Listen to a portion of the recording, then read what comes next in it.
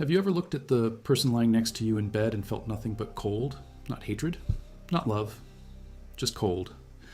Like the warmth had been slowly drained out over months, maybe years, through small wounds that nobody ever stitched closed. If you have felt that, or if you are watching someone you love disappear inside a marriage that has turned silent and strange, then what Padre Pio said and saw about resentment in marriage will hit you like a stone thrown at a window. Because he did not talk about this in vague spiritual language. He named it. He described it. He confronted it in the confessional, in letters, in private conversations with married couples who came to him from every corner of Italy and eventually from across the world, broken in ways that had no obvious wound to show anyone. Padre Pio of Pietrelcina, born in 1887 in a small town in southern Italy called Pietrelcina, lived until 1968. He spent most of his adult life in a small friary in San Giovanni Rotondo in the Apulia region. He could not travel. He was tied to that place by obedience, by illness, by the weight of the stigmata he bore for 50 years in his hands, feet, and side. And yet hundreds of thousands of people made the journey to find him. By the 1950s, the roads leading to San Giovanni Rotondo were overwhelmed every weekend. Pilgrims came by foot, by cart, by the early coaches that bumped and rattled up those mountain roads. Among them always were married couples. Couples on the edge of collapse. Couples who had stopped talking. Couples who shared a roof and a bed and absolutely nothing else. And what Padre Pio told them has been preserved in letters, in witness testimonies, in the accounts collected by his biographers, including the deeply sourced work of Bernard Ruffin, whose biography, Padre Pio. The true story remains one of the most rigorously documented accounts of his life. It also surfaces in the writings of Father Alessio Parente, a Capuchin friar who worked alongside Padre Pio for years and collected personal testimonies from people who had direct encounters with him. What those sources preserve is something uncomfortable, something that does not belong on greeting cards. Pio was not gentle about resentment in marriage. He was surgical. If this kind of documented spiritual history is something you value, subscribe right now. It is the best way to support this work and make sure you see everything we produce. And drop a comment telling us what city you are watching from. We want to know where this is reaching. Also, this script is researched and factual. The primary sources here include Bernard Ruffin's Padre Pio, The True Story, third revised edition published in 2010 by Our Sunday Visitor, which draws directly from sworn depositions given during Padre Pio's beatification process, and the collected letters of Padre Pio, published in 4 volumes by Edizioni Padre Pio da Pietrelcina, which include his direct personal correspondence with married spiritual children and their recorded struggles. These are not popular summaries. These are the receipts. Now back to the story. Resentment in marriage, Padre Pio said, is not an emotion. It is a decision. Not always a conscious one, but a decision nonetheless. Every time a wound is left unaddressed, every time an apology is swallowed because it feels too hard to give, every time a grudge is quietly fed instead of surrendered, a person makes a choice, and that choice accumulates. Pio described it to one spiritual director in the 1950s as something that works like a slow poison. It does not kill immediately. It works on the marriage the way rust works on iron. You cannot always see it happening, but you can see the result. He drew a distinction that most people in his day, and frankly most people today, had never thought about. He separated the feeling of being hurt, which he said was natural, human, and entirely forgivable, from the decision to hold that hurt against someone as a permanent debt. The first, he said, is not a sin. The second, he said, is one of the most destructive forces a human heart can contain. And when it lives between a husband and wife, inside the same house, under the same blanket, it does not just damage the two people, it damages everything around them, the children, the extended family, the faith life of both spouses, the capacity for prayer, the ability to receive grace. He put it plainly to a woman who wrote to him from northern Italy in the late 1940s. She had described a marriage of over 15 years in which her husband had, in the early years, been unfaithful once. He had confessed it. He had begged forgiveness. He had changed. But she had not fully released it. She held it. And after 15 years, the marriage had become a place of performance, not presence. They went to Mass together, they raised children together, they appeared to every neighbor and parish member to be a devout Catholic family, and they were hollow inside, completely hollow. She wrote to Padre Pio, asking whether she had the right to feel as she did after what had been done to her. His answer did not begin with comfort. It began with a question. He asked her how long she planned to keep her husband in the courtroom of her heart. Because that, he wrote, is what resentment is. It is appointing yourself judge over a person who has already been judged and pardoned by God. It is continuing a trial that heaven has already closed. And by keeping that courtroom open, she was not protecting herself. She was imprisoning herself.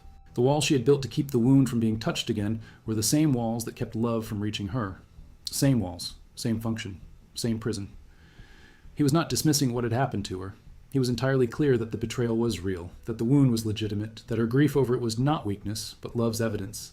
But he told her that grief and resentment are not the same thing. Grief is what you feel when something precious is broken.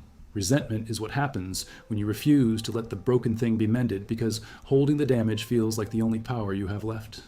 That last line lands hard because it is true in a way that most people will not say out loud. After a serious wound in marriage, the resentment can feel like the only thing the wounded spouse controls. The other person broke something, the other person chose something, and the wounded party did not get a vote. So holding the resentment becomes a form of control. I cannot undo what you did, but I can make sure you never fully escape it either. Padre Pio named this with brutal clarity, and then he named where it leads. He told her, and he told dozens of others who came through San Giovanni Rotondo with the same invisible wound, that resentment carried long enough changes a person's face, not metaphorically, literally. He had the ability to perceive interior states that many witnesses describe. Father Joseph Pius, who served as one of his closest collaborators, recorded accounts of Padre Pio recognizing spiritual states in people simply by being near them or looking at them. Several testimonies describe him looking at a person during confession or during a simple greeting and immediately naming something they had told no one. He once looked at a woman who had arrived from Milan in the early 1950s and said, before she spoke a word, that she had been carrying something against her husband for 11 years, and that it had started with a specific kind of betrayal. She confirmed it. She was stunned. He was not surprised. He had seen what resentment looks like from the inside out. What it looks like, he described in various testimonies collected from people who asked him directly, is a kind of spiritual disfigurement. The soul was made for love as its natural motion, the way water naturally moves toward lower ground. When resentment blocks that motion, the soul begins to move in on itself. It circles, it replays, it grows smaller. And the person becomes, over time, harder in ways they cannot always explain, colder in ways their children feel before they can name it, more suspicious in ways that poison relationships far beyond the marriage. Pio said he could see this. He described it not with pleasure or authority, but with sadness, because what he was seeing was a person slowly destroying themselves while believing they were protecting themselves. A particularly striking account preserved in Ruffin's biography involves a man, not a woman, who came to confession sometime in the late 1950s. The details are specific enough to be credible, but incomplete enough to protect privacy, which was Padre Pio's consistent practice. The man was a husband and father who had not slept beside his wife as a true partner in years. The marriage had the structure of a marriage, but none of its substance. He was resentful over something she had done, something that had made him feel humiliated in front of his family. He had never forgiven it. He had also never left. So they had constructed a shared life of parallel isolation. Two people in the same house, going to the same church, eating at the same table, who had not truly seen each other in nearly a decade. When he came to Padre Pio, he expected absolution for his latest list of faults. What he got was something different. Padre Pio stopped him partway through his recitation and asked him when the last time was that he had looked at his wife with the eyes he had when he first loved her. The man did not answer because he could not remember. Padre Pio told him that the marriage had not been killed by what she had done. It had been killed by what he had chosen to do every morning afterward, which was to wake up and decide not to forgive. One morning at a time, one small refusal at a time, stacked across a decade. That is not a passive state. That is active demolition. The man reportedly wept, and what broke him was not the accusation. It was the precision. Nobody had ever described it to him that way. He had experienced his resentment as something that had happened to him, a condition created by her action. Padre Pio handed it back to him as something he was doing. That shift from victim to agent was not meant to pile guilt. It was meant to restore power, because if you are doing it, you can stop doing it. Padre Pio's theology of marriage was not complicated, but it was demanding. He believed, drawing entirely from Catholic teaching, but delivering it with the weight of someone who had seen its spiritual reality directly, that marriage was not a contract between two people. It was a sacrament, a vehicle of grace, not just a legal arrangement or a romantic partnership, but a living channel through which God intended to sanctify both spouses. And that meant that what happened inside a marriage had spiritual consequences that extended far beyond the couple. When the marriage was healthy, both people were being made more holy by the friction and the love of living with another human being. When the marriage was poisoned by resentment, both people were being slowly degraded spiritually, even if neither could feel it in an obvious way. He told a married woman in a letter dated sometime in the early 1940s, one of the letters preserved in the collected volumes, that every act of authentic forgiveness inside a marriage releases something. He described it in sacramental language, saying that the grace held inside the marriage becomes available again, the way a blocked spring becomes a running stream once the obstruction is removed. This was not poetry for him. He meant it as a description of what actually happens spiritually when two people who have genuinely wounded each other genuinely choose to let the wound close. He also described the inverse.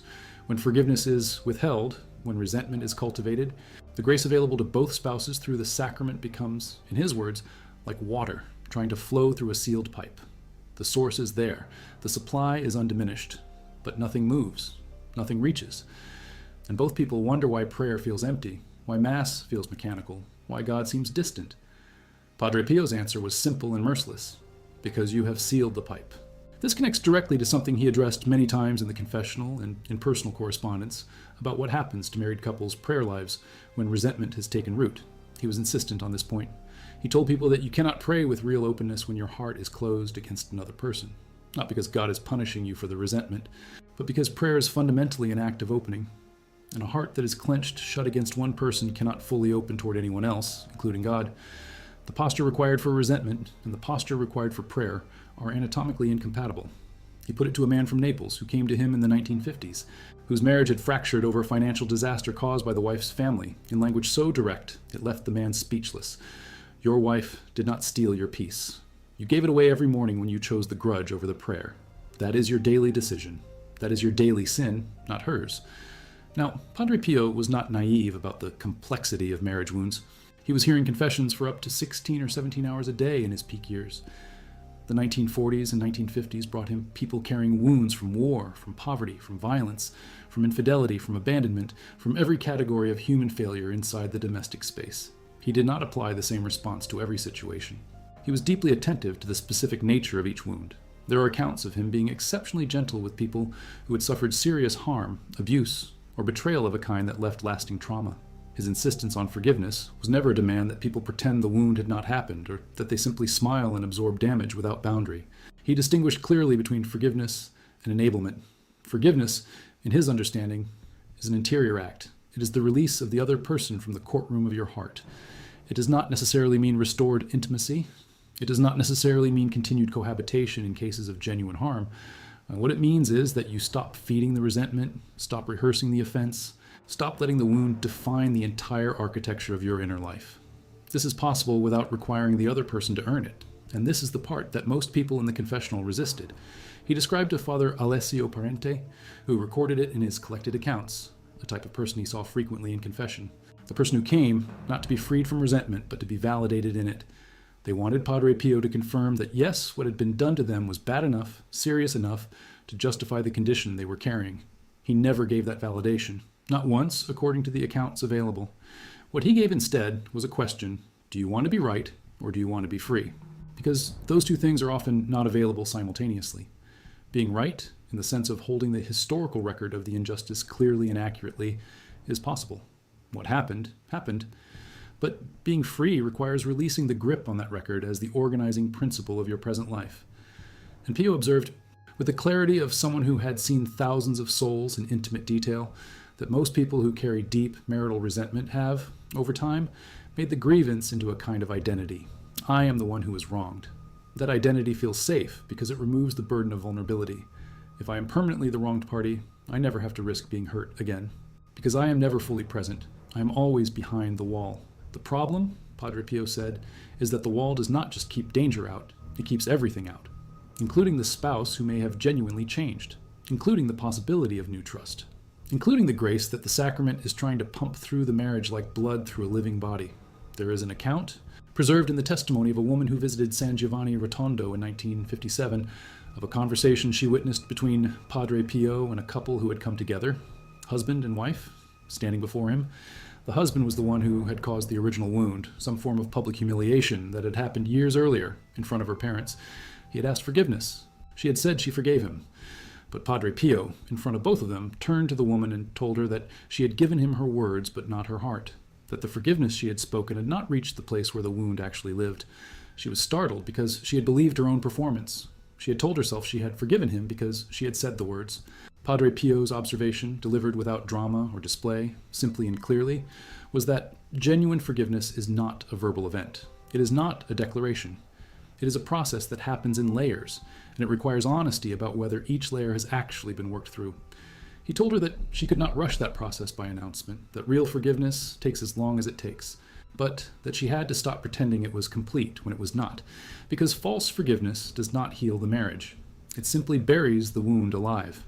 That phrase, burying the wound alive, was reported by the witness as exactly what he said. And it is devastatingly accurate to anyone who has watched a marriage limp forward on spoken forgiveness that never reached the level of the actual hurt. The wound is underground. But it is not dead. It continues to shape everything. The tone of voice used during arguments, the slight withdrawal in the moments that should be most intimate, the readiness to assume the worst when things go wrong, the specific sourness that creeps into a relationship when both people know, beneath the performed normalcy, that something unresolved lives between them. Padre Pio told the couple to go home and begin an honest process, not a performed one, to allow the woman to say what she had never fully said about the depth of what she had felt, to allow the man to hear it without defending himself, without minimizing, without changing the subject, to sit with the actual weight of what had happened between them as a precondition for genuine healing. He said that a wound acknowledged is a wound that can close. A wound that both parties are pretending is already closed is a wound that will eventually open in ways that are much harder to manage. He was right in a way that modern psychology has spent decades arriving at independently. What Pio described in confessional language in San Giovanni Rotondo in the 1940s and 50s, clinicians would later call emotional avoidance, relational invalidation, and the failure of what John Gottman's research in the 1980s would eventually identify as repair attempts. The spiritual and the psychological picture align on this with striking consistency. Unaddressed wounds in marriage do not disappear. They calcify. There's also something Padre Pio said specifically about what resentment does to physical intimacy in marriage that is rarely quoted, because it is uncomfortable, but that appears in accounts preserved from his confessional work. He believed that the marriage bed, as the site of the full physical union of husband and wife, was not spiritually neutral. It was the place where the two became fully one in the way the sacrament describes.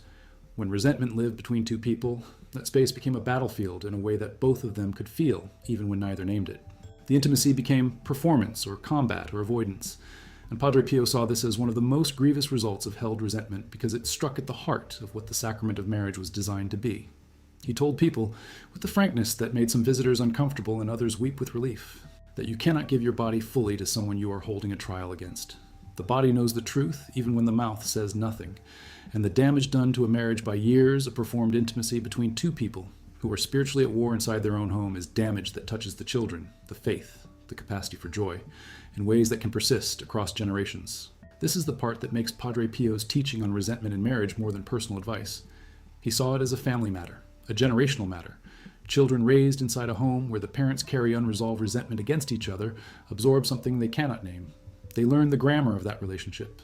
They learn that love is performed rather than felt, that closeness is dangerous, that the person who should be safest is actually the source of the most invisible danger. And they carry that grammar into their own marriages.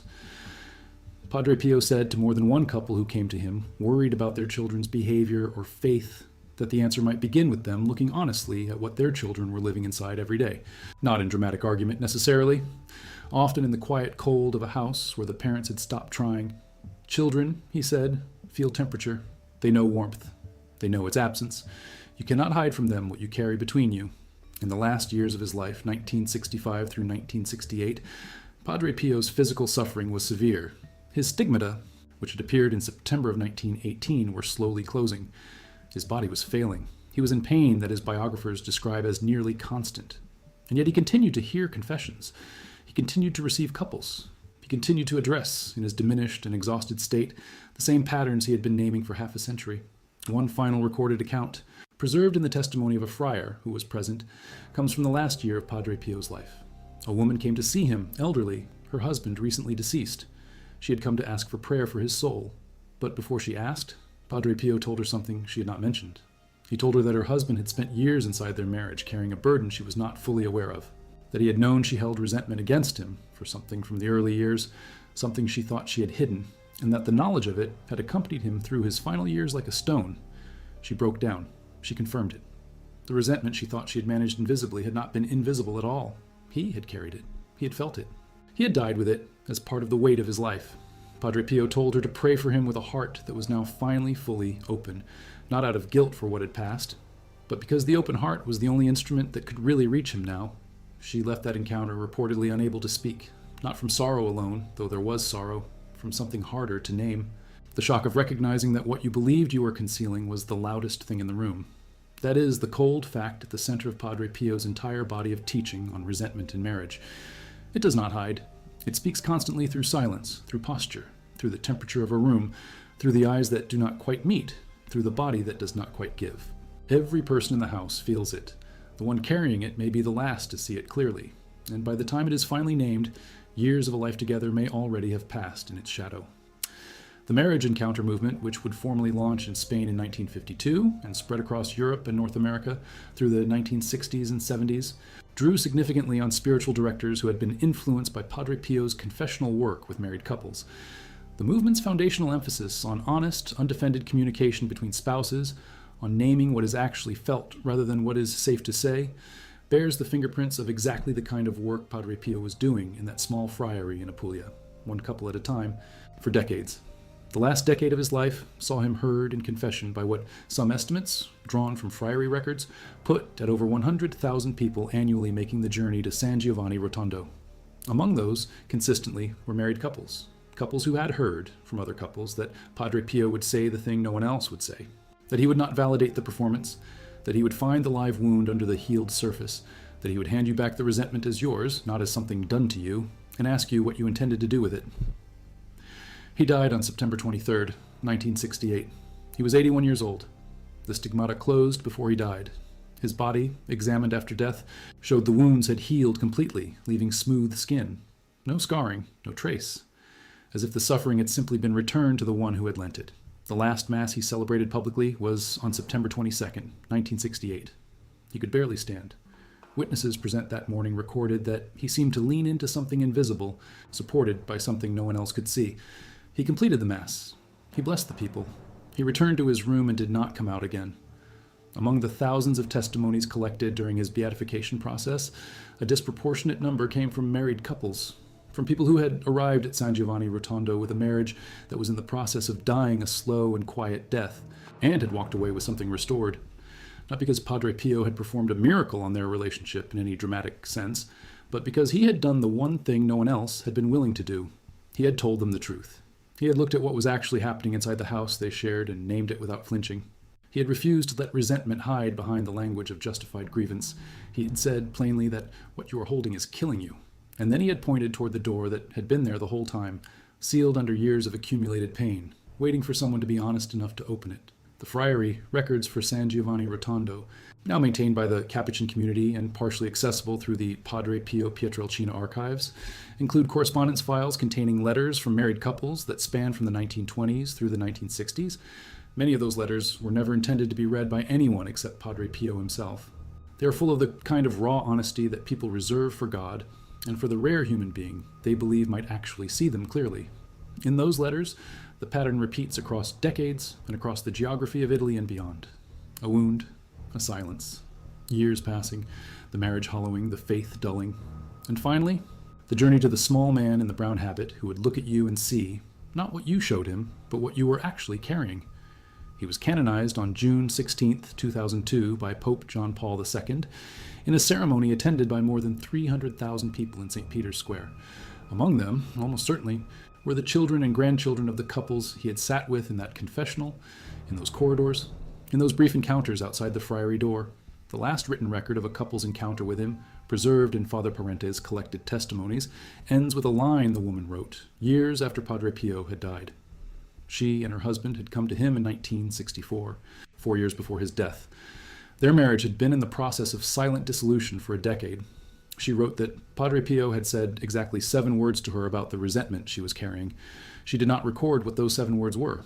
She wrote only that, when she heard them, she understood for the first time that she had been slowly murdering the one person she had promised to love, and that the weapon she had used left no visible mark on him at all, only on her. There is something that deserves to be said carefully about the nature of what Padre Pio witnessed across those decades of confessional work with married people that goes beyond individual testimony. It is a pattern so consistent across the records that it becomes almost architectural. The wound was almost never the thing that destroyed the marriage. The wound was survivable. What was not survivable in case after case was the decision made in the weeks and months after the wound to maintain it as a permanent feature of the interior landscape. He described this to a visiting priest from Rome in the early 1960s with an image that the priest later recorded in his own diary. Padre Pio said that a wound in marriage is like a fire that starts in one room of a house. If you address it immediately, with full attention and full honesty, you lose that room. Maybe you lose several rooms. The damage is real, and it is painful. But the house can be saved. What married people do, far more often, is close the door to the burning room. They tell themselves the fire is contained. They go on living in the other rooms. They do not mention the smoke that they can smell through every wall. And over years, the fire burns through the foundation. And one day, the entire house is gone. And both of them are standing outside wondering how it happened, so slowly and so completely, with no single moment they could point to as the end. That image appeared in the records because it was precise enough to be remembered. The priest who heard it wrote it down the same evening. And it has the quality of Padre Pio's most characteristic observations, the quality of being both immediately recognizable and somehow something you had never quite managed to think before. Now here is where the research intersects with something that most treatments of Padre Pio's work with married couples leave out, because the focus is usually on the dramatic, the miraculous, the visible, the stigmata, the bilocation, the healing of the sick. These things are documented and extraordinary. But the confessional work, which is where he spent more of his waking life than anywhere else, was quieter and in some ways more extraordinary. Because what he was doing in that confessional with married couples was not merely dispensing absolution, he was doing something closer to surgery. He was locating the specific infection inside a specific marriage and naming it with a precision that nobody who experienced it forgot. Father Alessio Parente, whose account book published in 1984 by the Padre Pio Foundation gathered dozens of first-person testimonies, includes an account from a man identified only by his first initial, G.E., who came to Padre Pio in 1959 with a marriage that had produced 4 children and no warmth for 11 years. The man had been holding resentment since his wife had mishandled a family financial matter that had cost them dearly. He had never expressed this resentment openly.